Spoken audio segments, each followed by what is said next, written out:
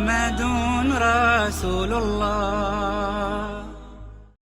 إن الحمد لله نحمده ونستعينه ونستغفره ونعوذ بالله من شرور أنفسنا وسيئات أعمالنا من يهد الله فلا مضل له ومن يضلل فلا هادي له وأشهد أن لا إله إلا الله وحده لا شريك له وأشهد أن محمدا عبده ورسوله.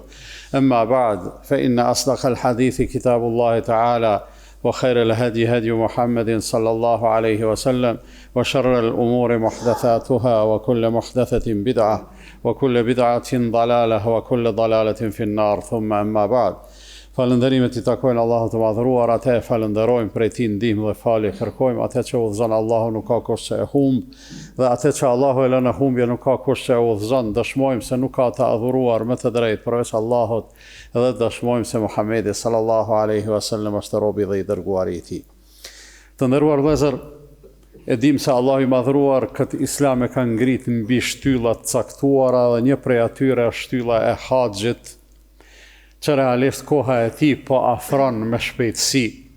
Edhe ata njerëz të cilëve Allahu I madhëruar ja u ka bërë rizq, inshallah që këtë vit me shku në haxh, Allahu I madhëruar ja u lehtësoft. Ata të cilët kanë dëshirë e nuk kanë mundësi, Allahu I madhëruar gjithsesi do të shpërblej, ndërsa e ardhmja asnjëri prej neve nuk e dim se çka sjell, çka ka vendosur Allahu për secilin prej neve. Ama ajo që është mirë ta kemi parasysh është se haxhi si shtyllë e Islamit e ka një histori dhe I ka dëmsime. Historia e haxhit lidhet me vendin që është Çabja, e që pejgamberi sallallahu alaihi wasallam ka treguar se pejgamberët kanë bërë haxh në atë vend, secilin në kohën e vet, secilin në mënyrën e vet, ndërsa atë thirrjen pothuajse të fundit ose atë thirrjen më masovike e ka bo Ibrahimi alayhi salatu wassalam me urdhrin e Allahut fuqiplot, I cili I ka thonë wa adhin fin nasi bil hajj, thirri njerëzit në haxh, yatuka rijalan wa ala kulli dhamiri yatina min kulli fajjin amiq, ti thirri ata në haxh, ata pastaj do të vinë në mënyra të ndryshme ashtu si u lejojnë aty në mundësit në kom, ose me deve të lolta, ose me mjetet ndryshme të transportit dhe të udhëtimit nga vise të ndryshme, dhe nuk ka takim të përvjetshëm që është ma universal se sa haxhi. Nuk ka dhe takim ma masovik, po njëkohësisht me gjithë numrin e madh të njerëzve që shkojnë haxh në terun vllazën, nuk ka prap tubim më të sigurt edhe me ma pak probleme. Ndërsa shkumja në haxh, padyshim që I ka përfitimet e veta. Zotën Allah I madhëruar kur ka fol për haxhin, ka thonë liyashhadu manafi'a lahum, le të vinë edhe le të shohin çka është mirësia, le të vinë edhe le të përfitojnë prej atyne mirësive. Është realisht plotësimi I shtyllave të Islamit, është plotësimi një mozaiku të mrekullueshëm plotësimi një mozaiku të mrekullueshëm të përuljes ndaj Allahut fuqiplot në të gjitha format e mundshme. Për shkak se e kemi namazin, I cili e ka në vete, I ka lëvizjet fizike, po edhe lutjet edhe dhikret e ndryshme të cilat thuhen gjatë namazit. Pastaj e kemi agjerimin, I cili është një ibadet edhe një adhurim shumë specifik edhe shumë I veçantë, që në një farë mënyrë më tepër në tek ka braktisje se sa veprim.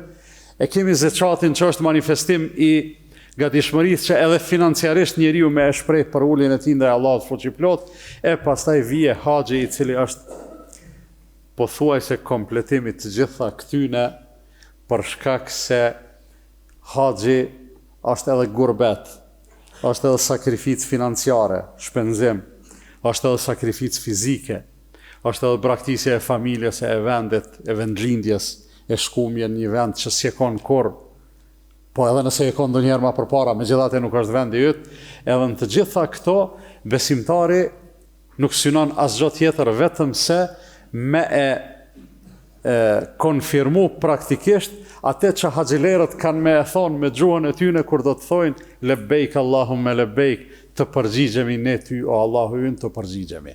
Pra, e dim se moto e jetës së besimtarit duhet të jetë edhe është realisht gatishmëria për me u përgjigj Allahut fuqiplot pozitivisht në çdo urdhër edhe në çdo obligim që Allahu e kërkon edhe e urdhëron për robërit e vet. Thash, haxhi ka edhe histori, haxhi ka edhe personalitete, haxhi ka edhe gjeografi në kuptimin e vendeve në cilat kryhet për arsye se nuk kryhet kudo. Po ka gjithashtu edhe afat kohor për arsye se nuk kryhet kurdo, ndërsa Ibrahimi a.s. historia e cilit lidhet ngosht me Çabën, lidhet ngosht me haxhin, lidhet ngosht edhe me fen ton, për arsye se Ibrahimi a.s. sikur se e dim, ka qenë babai i pejgamberëve, nga se gjithë pejgamberët që kanë ardhur mas Ibrahimit a.s.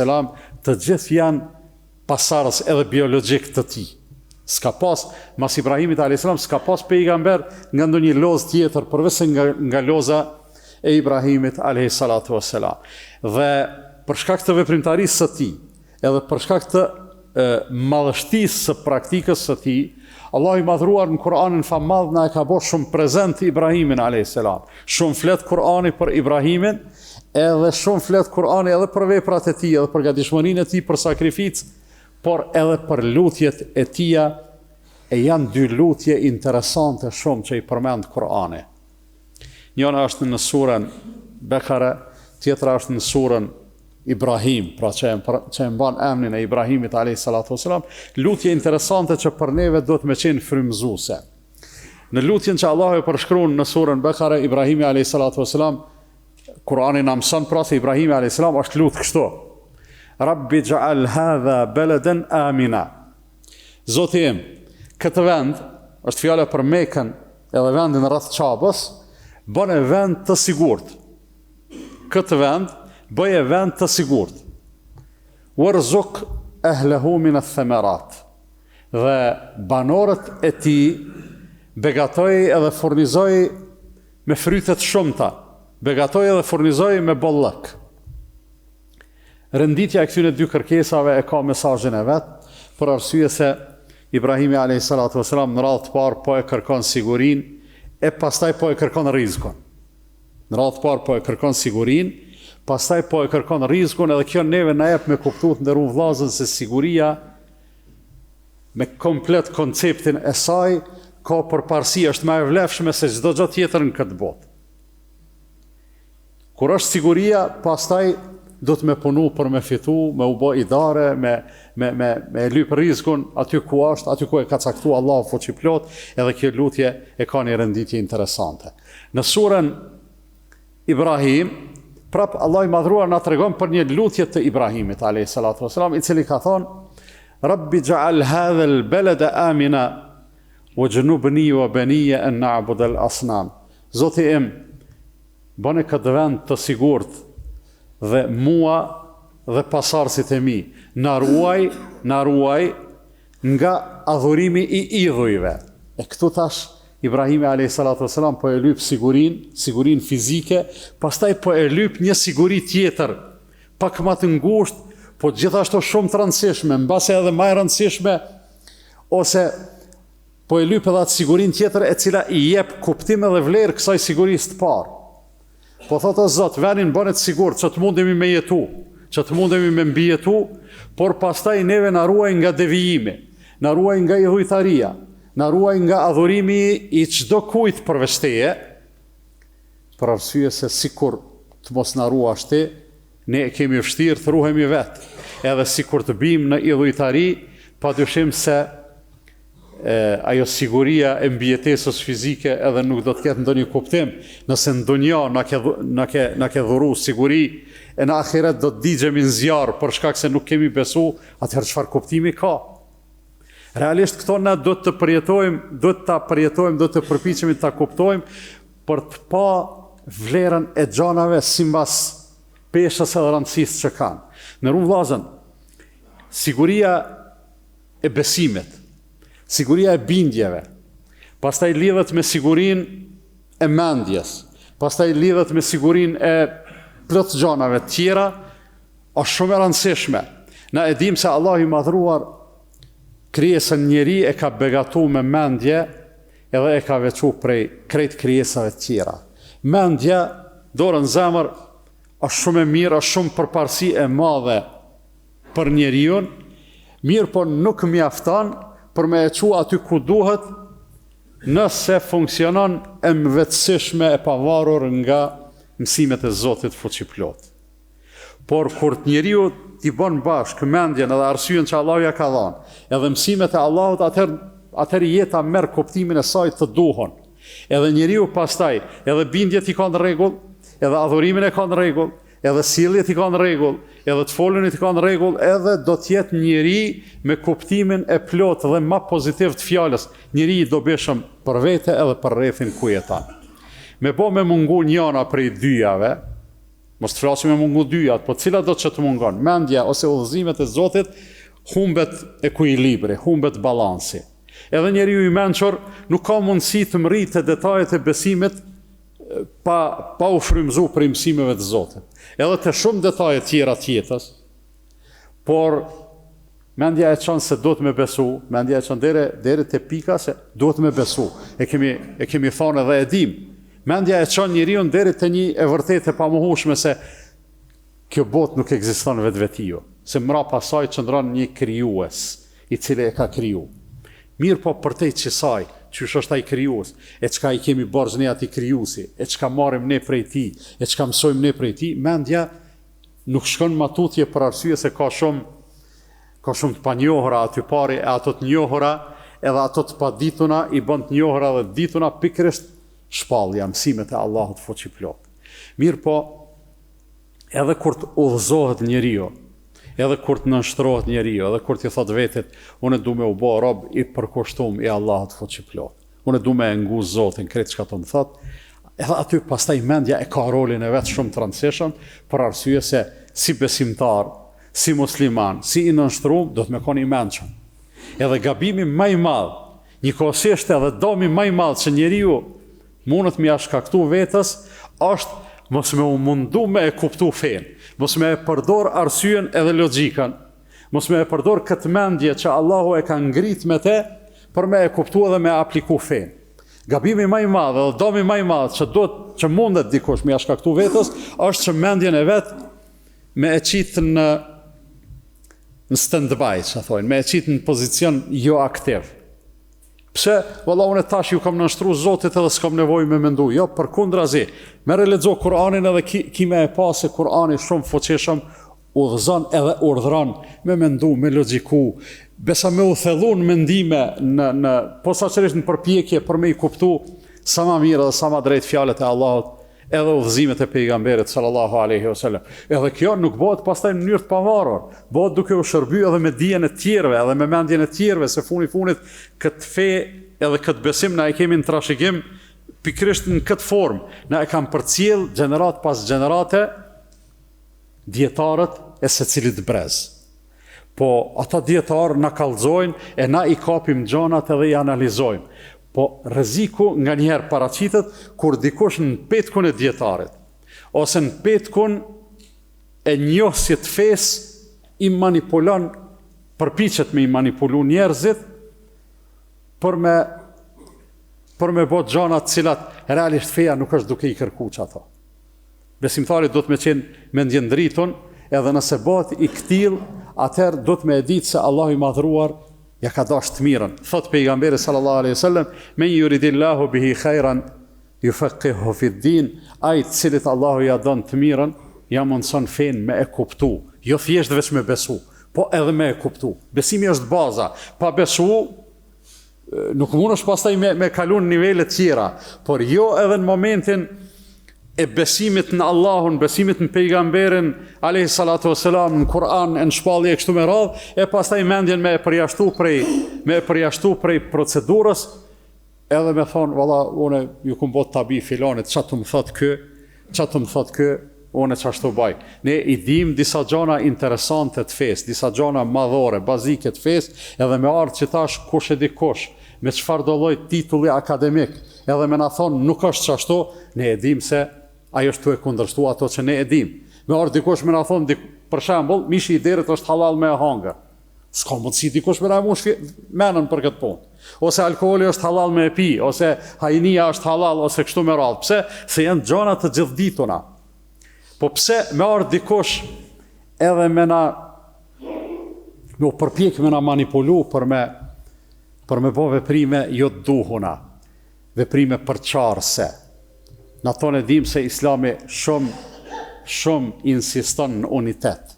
Islami shumë insiston që raportet mes njerëzve të nisen nga pikat e takimit e jo nga pikat e dallimit. Madje edhe me njerëz të besimeve tjera. Janë do pikat të takimit, është njerëzillako, mundet me qenë kojshillako, mundet me qenë kolegialiteti në punë, e gjonat në ndryshme, mundet me qenë farefisnia. Do thonë dy njerëz, familje, ose farefis me qenë të besimeve të ndryshme, njoni me konë musliman, njoni jo. Ki obligim ndaj tina se Islamit që shto na mëson. E tash vjen me ardh dikush edhe me të thonë, lej ata, po edhe që ta në xhami dosh me i këshyrë mralt, e s'dosh me ju dhënë selam, e s'dosh me ju buzëqesh, që na mëson feja, që na mëson pejgamberi sallallahu alaihi wasallam, e aty tani hin në funksion mendja. Edhe ti i thu vetit ka dalë se ç'ky nuk është të mësu, çashtu qysh e njohën e pejgamberin tem alayhi salatu wassalam, i cili çdo kënd e taku me buzëqeshje. Çdo kënd e ka taku me buzëqeshje, i cili çdo kujt kur ju ka drejtuar ja ka dhënë përshtypjen se që të njëri pejgamberi sallallahu alaihi wasallam e respekton më shumëti. E vjen dikush dhe jo, filoni të zban me i dhënë selam, se është rrezik, qysh më vëlla, një xhami po falemi, mas një imamit, ose një namaz e fal. Këtu të ndërun vllazën, duhet mendjen me e përdor në atë që na udhëzon me e kuptu dhe me e apliku edhe më mirë fjalën e Allahut fuqiplot. E për këtë punë na duhet referenca, e unë menoj se referencat ka referencat direkte dhe indirekte. Ka të drejt për drejta të cilat i njohim, edhe ka të atilla që rrinë mas perdës, ose e përdorin atë metodologjin gjuje gurin e mshefe dorën. E unë e ma shumë se qikash nuk po du me thonë veç thjesht, fejnë do të me e kuptu, logjikën do të me e përdor, trunin nuk ban me adhon kërkujt me qira, qoftë edhe pa kompenzim, po si musliman do të me e dit në aten qka na udhëzon Allahu dhe pejgamberi i ti, Allah i madhruar na udhëzoft e na drejtoft, e na e mundsoft që gjithat mirat e Islamit na me përfitu prej ty në hisën më të madhe. E them këtë që dëgjua dhe kërkoj falje prej Allahut për vete dhe për ju, andaj ju kërkoni falje se Allah është falës dhe mëshirues.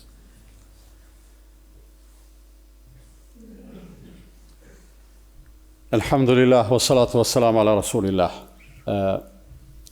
Në rrugë vllazën, gjithë ajo që Allah i madhruar kërkon prej neve, e dim pa mohueshëm, po nuk bëhet e tepërt me e përsërit. Allahu nuk e lyp për vete. Për atë arsye e përmenda fjalën e Allahut, thirrni njerëzit le të vinë haxh, le të përfitojnë, le të përjetojnë mirësi dhe përfitime të shumta të haxhit. Edhe për një mend, haxhi, agjërimi, zekati, namazi, çdo gjë ka përfitime të panumërta, edhe disa prej tyre ne i dim. Te haxhi shkon njëri në haxh, kryen haxhin çu duhet, me përkushtim edhe për zemërsi, i sinqert për Allahun, por edhe shumë i kujdesshëm për sjelljet e veta atje me njerëzit. Pejgamberi sallallahu alajhi wasallam thotë, ky njeri kthehet prej haxhit i pastër prej gjunojeve sikur a ditë që e ka lind nana.